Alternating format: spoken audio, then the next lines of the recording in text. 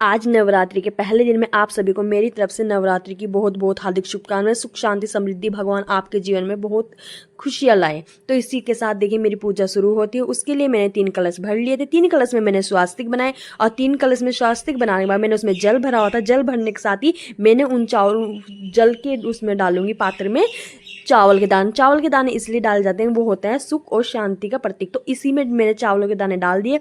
ये देखिए वैसे तो सबके घर का अलग अलग नियम होता है, लेकिन चावल सुख शांति का प्रतीक होता है, ये तो सभी ही डालते हैं। उसके बाद मैंने जो आम के पत्ते क्यों रखे जाते हैं, आम के पत्तों ही क्यों रखे जाते हैं कलश में, क्योंकि ये भगवान शंकर जी को वरदान था आम को, क्योंकि आम को फलों का राजा कहा जाता था। भगवान शंकर जी का वरदान था। तो जो वहाँ पर शंकर जी ने आम के पेड़ पे बैठे थे कामदेव, तो कामदेव का शंकर जी ने नाश किया था। उसके बाद कामदेव का नाश होने के बाद आम को शंकर जी ने मांगलिक कार्य में शुभ माना जाता है। तो हर किसी मांगलिक कार्य में आम के पत्ते जरूर चढ़ाए जाते हैं। आप घर पर देखना कुछ भी होगा तो उसमें तोरण लगाते हैं और कलश में आम के पत्ते, या कुछ भी शुभ कार्य होगा उसमें आम के पत्ते का ही यूज किया जाता है, क्योंकि वो शंकर जी को बहुत प्रिय माने गए हैं। इसी वजह से आम के पत्तों का ज़्यादा इस्तेमाल किया जाता है। तो इसी के साथ फिर मैंने 3 कटोरे में चावल डाल दिए थे। चावल जो सुख शांति के समृद्धि का प्रतीक है, इस कारण भी है। और जो ये चावल होते हैं इनके ऊपर मैंने नारियल लगा दिया। नारियल पर हमेशा नारियल कभी भी खड़ा नहीं लगाना चाहिए, क्योंकि जो नारियल हम खड़ा लगाते हैं पूजा में, बहुत लगाते हैं, शुरू में बहुत से घरों में देखा है मैंने लगाते हैं, क्योंकि उसमें ये होता है कि वो नारियल खड़ा नहीं, नारियल को हमेशा लेटा कर मुख नारियल का अपने साइड होना चाहिए। उसके बाद मैंने रख दिए, तो वहाँ पर पुष्प रख के नारियल लगा करके, और जो ये चावल है, वैसे हमारे जो चावल रखे जाते हैं कटोरे में मैंने डाल के कलश पे चावल रखे हैं।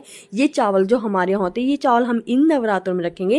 और जब दूसरे वाले अक्टूबर में नवरात्र आते हैं तब हम इन चावलों को रख देते हैं। इन जो पिछले साल के चावल हैं वो चावल हम निकाल के इस नवरात्रों में जब हम कन्या पूजन करेंगे तब उनको बना के कन्याओं को भोग लगाएंगे। लेकिन जो हमने ये चावल रखे हैं हम अगले साल कन्याओं को भोजन कराएंगे। इन चावल को हम उठा करके रख देते हैं, नारियल को प्रसाद के रूप में बांट देते हैं। जो हमने जल और गंगा जल और चावल वो अर्पित रखे हैं कलश में, इसका हम पूरे घर में छिड़काव कर देते हैं। ये होता है सुख शांति की समृद्धि के लिए, जो हम अपने घर में नारियल कलश स्थापना करते हैं। और फिर इसी के साथ मैंने माता रानी की आरती की।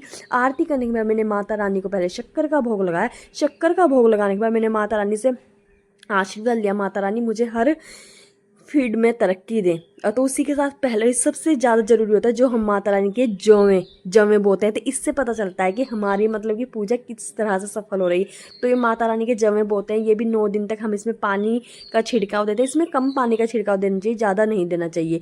तो उसी के साथ मैं थोड़ा थोड़ा पानी का छिड़काव दिया आज। तो इसको सुबह डेली जब 9 दिन तक हम पूजा करें तो हम इसमें भी पानी का छिड़काव थोड़ा थोड़ा जरूर करेंगे, जब तक ये उग नहीं जाएंगे अच्छे से। तो उसके बाद मैंने माता रानी को केले का भोग लगाया। मैंने सारे अपनी माता रानी को भोग लगाया।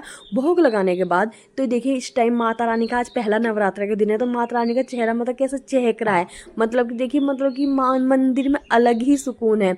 तो इसी के साथ मैंने भोग लगाया।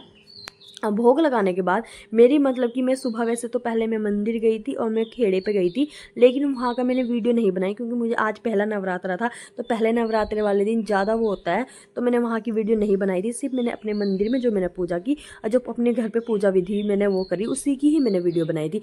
तो ये हमारे मंदिर में शिव शंभू और पार्वती की मूर्ति है। तो देखो शिव शंभू का रूप तो सबसे अलग होता है, मतलब कि देखिए मतलब कितने अच्छा लग रहा है, मतलब शिव शंभू का मुख देखकर। तो उसी के बाद हमारे जमे और फिर मेरी पूजा हुई खत्म। उसके बाद मैंने माता रानी से आशीर्वाद दिया। माता रानी मेरे जीवन में हम बहुत खुशियाँ लाई, मेरे बच्चों को सुख समृद्धि बनाए रखे माता रानी, और आप सभी के जीवन में भी माता रानी बहुत सारी खुशियाँ लाए। तो जो भी मेरा ब्लॉग देखता हूँ उन सभी का बहुत बहुत धन्यवाद। मिलते हैं नेक्स्ट ब्लॉग में। प्लीज़ लाइक कीजिए और चैनल को सब्सक्राइब कीजिए।